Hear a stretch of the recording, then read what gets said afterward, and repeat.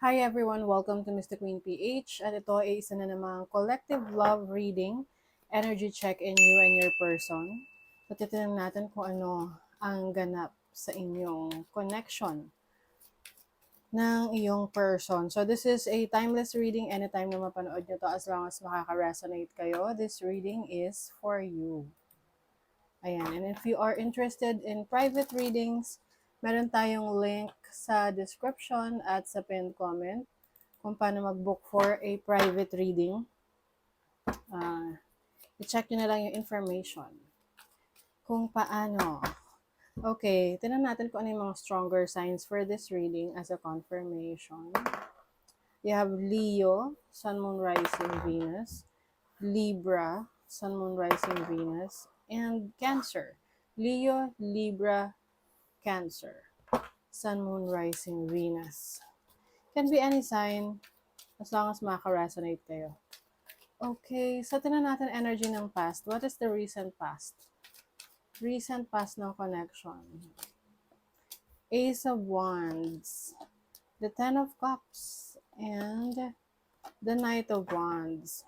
Okay, iba sa inyo, nagsisimula pa lang yung inyong relationship. Pero parang mabilis ang pangyayari. Parang instant attraction. Mas parang gusto niyo nang magsama, to be together, have your own family. Parang hindi na kayo mapaghiwalay. Recent past. O, 'di ba? Happy, happy. Masaya kayo. Wow, ang ganda. Kaya lang, however, yung iba sa inyo masaya, pero parang yung connection na to, pwedeng merong hindi magiging masaya pag nalaman yung relationship nyo. Okay? May forbidden love. So, pwedeng yung yung iba, pinagbabawal na pag-ibig. Yung iba, third-party situation. At merong person na masama ang loob sa inyong pagsasama. O pwedeng bago pa lang, no? Yung relationship. Okay? Pwede rin reversal yung roles kasi I'm seeing here a relationship na nagsisimula pa lang, very exciting, masaya, gusto nang magsama, yung iba sa inyo, magkasama na talaga. But there is, parang merong natatapakan na ibang tao rito. Okay? Merong masama ang loob sa inyong pagsasama. So, tingnan natin yung current energy. What is the current energy of this connection? Ano yung current energy? Wheel of Fortune. Okay. The Strength card. Nine of Swords. Oh, okay. So, maaring sa ngayon, nagkakaroon ng challenge yung relationship nyo.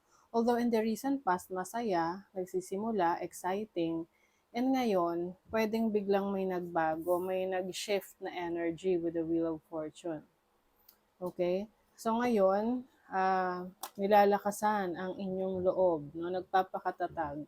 Pero meron ditong naapektuhan na mentally. Marami siyang iniisip. Nasi-stress. Siguro yung iba sa inyo nalaman yung relationship. O, di ba? Lumabas na naman siya. Forbidden love. O, pwedeng natuklasan na itong relationship na to is not supposed to be happening. Siguro may nakatuklas dito ng third-party connection sa mga text, sa mga messages. Oo. Karma, justice. So, meron dito naghahanap ng katarungan sa nangyari sa kanya. Okay, so definitely this is a third-party situation. So, just take what resonates kung saan ka rito. Ikaw ba yung third person? Ikaw ba yung first relationship? Okay? So, ngayon, nagkakaroon na ng issue. Nagkaalaman na. So, tingnan natin yung person. feelings ng person mo towards you? Ano yung feelings ng person, ng collective para sa kanila? The Sun, Four of Swords. Actually, meron ditong naniniwala pa rin sa relationship. So, yung person mo, naniniwala pa rin sa connection ninyo, kaya lang pwedeng nagle-lay low to eh. Nananahimik muna. Ano yung feelings ng person, ng collective? King of Cups, yes, mahal ka nito. Mahal ka pa niya. Naglalay low lang. Lalo na kung ikaw yung third party, yung third person, hindi lang nagpapakita sa'yo sa ngayon dahil pwedeng meron siyang inaayos na problema.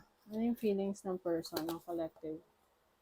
Oo, gusto kayong magkaayos, magkasama ulit. Namimiss ka ng person mo.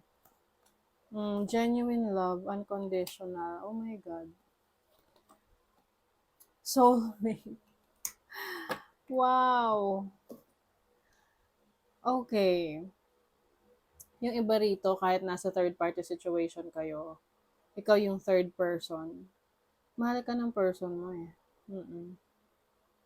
Tinan mo, genuine love. Very, very in love itong person na to. Pero sa ngayon, kung hindi man siya nagre-reach out sa'yo, nananahimik, ayun nga, pwedeng may inaayos muna siyang issue or problema doon sa other person na connected pa sa kanya. Diba? Tingnan natin yung feelings mo towards your person. Ano yung feelings ng collective para sa kanilang person? Empress. Naku, yung iba sa inyo buntis. Or, yeah, pwedeng feminine tong energy na to. No? Ay, palaban. Oo. Ipaglalaban mo tong person mo. Two of Cups, oh. So, parang ano to, yung mga nasa mga, yung mga storya na, pinagtagpo, pero hindi tinadhana. Or parang, alam mo yung yung kanta ni Ogie, Bakit Ngayon Ka Lang? Oh, bakit ngayon ka lang dumating sa buhay ko? 'Di ba? So, mahal mo yung person mo. So, I'm seeing here, no, very specific yung energy na to, na nagkataon that the person that you're dealing with ay meron pang sabit or meron pang pwedeng may current partner, or kung hindi man, hindi pa sila totally hiwalay, na nakakaapekto sa relationship ninyo. Pero yung person mo, mahal ka naman talaga. Nagkataon lang na complicated yung situation. Maaring nagkaalaman, nagkabukingan, nalaman yung relationship ninyo ng other person. 'Di ba? Feelings mo. Inner child. Healing. Gusto mong makipag-usap dun sa person mo. Drama queen, no? Causing chaos. Alam mo yung tipong taong nagmamahal na gusto niyang ipaglaban na kahit ano haharapin niya para lang maipaglaban yung person niya. Kasi parang nananalig siya doon sa connection eh. So regardless kung meron tong asawa, may partner, whether hiwalay or nagsasama pa, meron talagang ipaglalaban. Pwedeng may pwedeng yung iba sa inyo feminine kayong energy, no? Tapos nabuntis. Or may anak kayo. Nilalaban. Okay. Let's see, mutual feelings ninyo. Ano yung pareho nyo nararamdaman? Energy for each other. Mutual feelings. The Star. Oh, pangarap nyo ang isa't isa. Oh my God. Oh my God. Four of Wands. Alam nyo, pareho nyo gustong ikasal. na magsama. Yun yung pangarap nyo. Kaya lang sa ngayon, no, nahihirapan kayong mag-decide kasi maraming factors na maaapektuhan. So, pwedeng yung person mo, hindi pa siya annulled, hindi pa siya divorced, may issue pa with the first person, first relationship, tapos pwedeng ikaw, um, you are still waiting for your person na ayusin yung situation niya. But I think pareho nyo gustong magkasama, ipaglaban itong relationship na to. This is going to be a difficult decision, mahirap na decision para sa inyo na gawin to, pero laban eh. Ipupush nyo. Mutual feelings for each other. Pareho nyong nararamdaman. Nararamdaman nyo na meron kayong past. Pwedeng alam nyo na soulmate connection kayo. You are parang comfort zone nyo ang bawat isa. Meron kayong iniiwasan na harapin. So, pwedeng yung problema sa ngayon, iniiwasan yung ayusin, no? Pero naniniwala kayo sa relationship ninyo eh. You trust each other. Oh my God. True love na. True love ito. Nagkataon lang talaga na complicated yung situation nyo. OMG. Okay. Ano yung intention ng person mo sa'yo? Anong gusto niya mangyari? Ano yung intention? Nine of Wands. Gusto niya ipaglaban mo siya. Gusto niya sumugal ka sa'yo. Sa kanya. Alam mo, ang intention niya is maging malaya kayo na mahalin yung isa't isa. This person really is emotionally invested sa'yo. Gusto niyang parang, alam mo yung mag-break free, tumakas kayo at magsama, at ano man yung challenge na pagdadaanan nyo, haharapin nyo together. Wow. Makabagdamdamin. Ano yung intention ng person, ng collective? Very much, pwede kayong ay sexually compatible ng person na to. You can't get enough of each other. O, diba? Fake living beyond your means. So, maaring alam niya na yung relationship nyo, parang lumalabas siya na fake yung relationship because hindi ikaw yung totoong asawa niya. Parang ganon, no? So, it seems na yun yung parang iniiwasan niyang pag-usapan. Kasi merong ganon, diba? Na alam niya yung situation nyo na hindi pa maayos sa ngayon. Pero para sa kanya, importante is kung ano yung kaya nyo gawin para sa isa't isa. Soul ties. Gusto niya talaga na hindi kayo maghihiwalay. Gusto niya na kumapit ka pa rin sa kanya. Gusto niya na mag-hold on ka.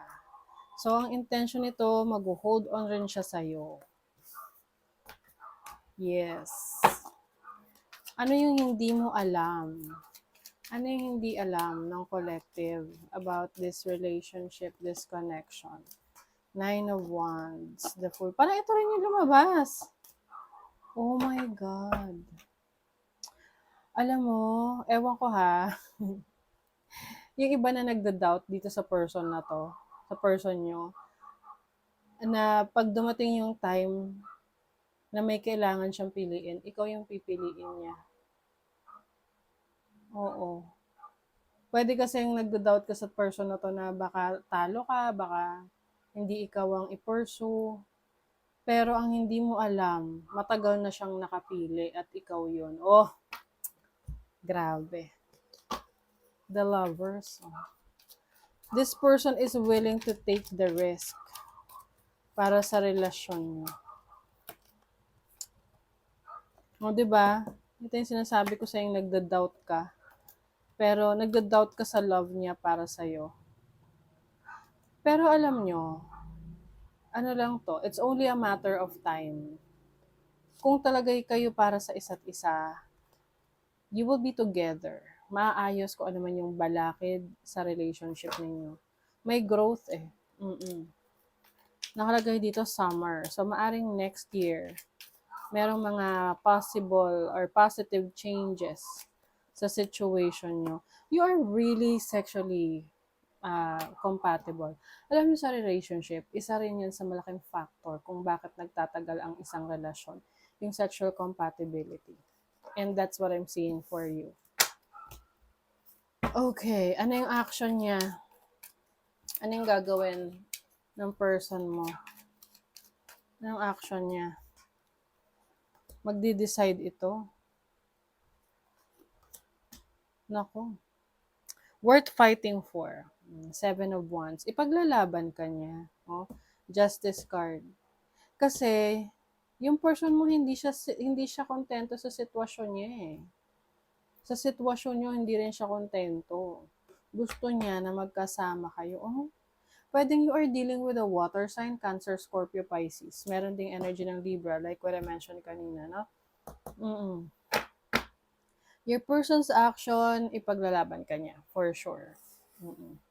Hindi ito papayag na walang mangyari sa relationship ninyo, na walang kahihinatnan. So, tignan natin yung action mo. Ikaw ba magsistick with this person? Ilalaban mo rin ba to? 6 of Swords. 8 of Wands. Oh, lalo na kung meron na kayong anak kasi may buntis dito. I think susundan mo or susundin mo kung saan kanya dadalhin. Parang para sa'yo, ang action mo is kung ano yung gagawin niya. Alam mo kasi na maayos siyang mag-isip or magplano about the future ninyo. So, aayon ka sa kung ano ang gusto niyang mangyari. Lalo na kung may involvement na ng baby dito. You are obsessed sa isa't isa. Oh, hide away. I feel like sasama ka sa kanya pag the moment na sinabi niya sa'yo, okay, ready na ako, let's go. Bahala na kung saan na kayo pupunta. Magtatago. Oh, magtatago kayong dalawa. Soulmate talaga eh. Grabe. Soulmate. For sure. Nagkataon lang na complicated yung situation ng person mo. Where's this relationship going? So, ano mangyayari dito? Where's this relationship going? Happy ending ba? Oh no. 8 of Swords. 2 of Wands. May pagbabago. Maaring merong manggugulo sa relationship ninyo. Parang hindi niya hahayaan na magtagumpay kayo at maging masaya kayo at siya nagdudusa. Kung sino man yung person na connected dito sa person mo na nauna, na kung saan meron siya doong responsibility, hindi to titigil ng panggugulo sa inyo. 'Di ba? Guguluhin yung isip nyo. Talagang makikialam. Kung kayo'y magtatago, hahanapin kayo nito. Gusto niyang matapos yung relationship ninyo. Oh my God. So, hanggat hindi nyo to nagagawa ng paraan, hanggat hindi nyo naaayos yung situation nyo doon sa first person, kumbaga hindi kayo patatahimikin nitong person na to. Hahantingin kayo. When I say hahantingin, talagang hindi niya patatahimikin yung buhay niyo. Hindi siya papayag na maging masaya kayo, tapos siya yung nagdurusa. Unless isettle nyo, ayusin nyo yung sitwasyon. Okay? So, that is your reading for the collective. So, kung meron kayong ibang situation na gusto niyo i-read, comment kayo dyan. Okay? So, thank you so much. Bye!